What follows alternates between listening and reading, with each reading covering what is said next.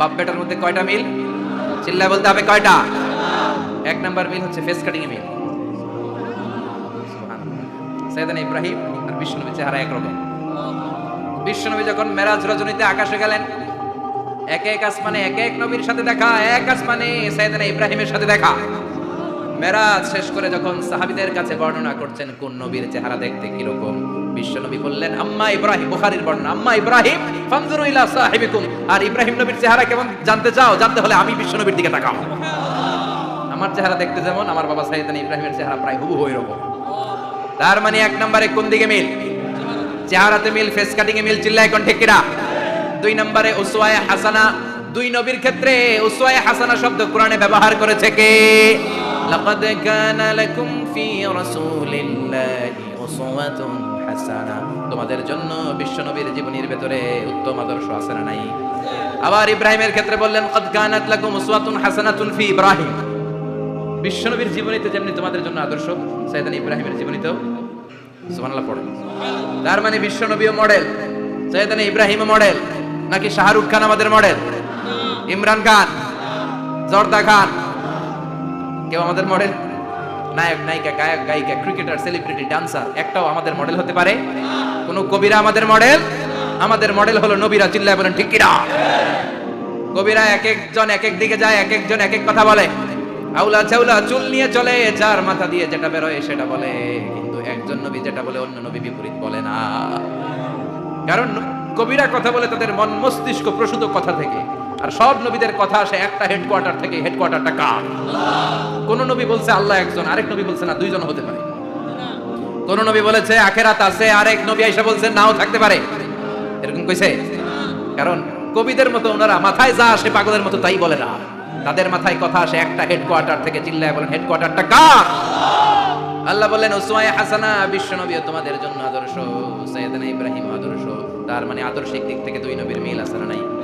তিন নাম্বার, দুইজন নবী উলুল আজমি মিনার রাসূল। এই পৃথিবীতে পাঁচজন নবীকে আল্লাহ শ্রেষ্ঠ নবী বলেছেন। নূহ আলাইহিস সালাম, ইব্রাহিম আলাইহিস সালাম, মূসা আলাইহিস সালাম, ঈসা আলাইহিস সালাম, বিশ্বনবী মুহাম্মদ রাসূলুল্লাহ সাল্লাল্লাহু আলাইহি ওয়াসাল্লাম। এই পাঁচজনের ভিতরে বাপ বেটা আছে না নাই?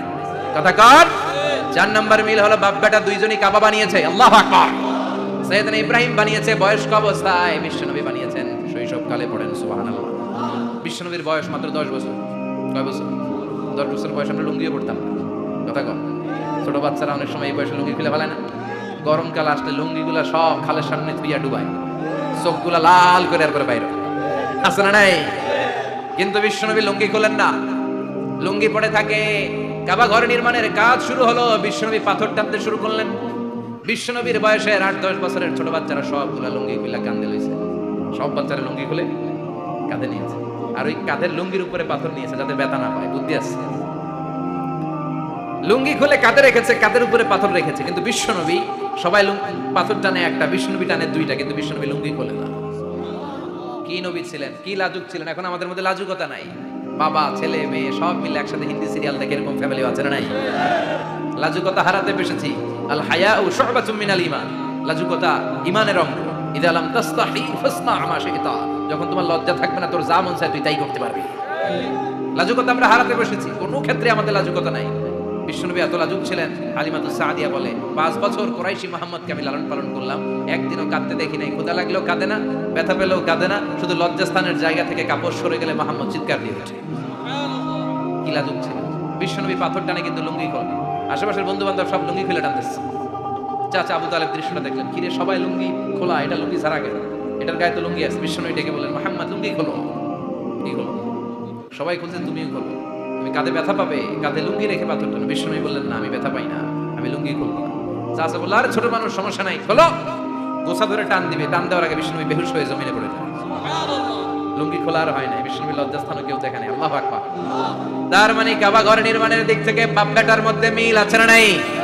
সাইয়েদনা ইব্রাহিম কাবা বানালেন বয়স্ক অবস্থায়, বিশ্বনবী বানালেন শৈশবকালে। পড়েন সুবহানাল্লাহ। এরপর 6 নম্বরে মিল হলো বাপ বেটা দুইজনেই ইসলামের কারণে, কোরআনের দাওয়াত দেওয়ার কারণে ঘর ছাড়া হয়েছে।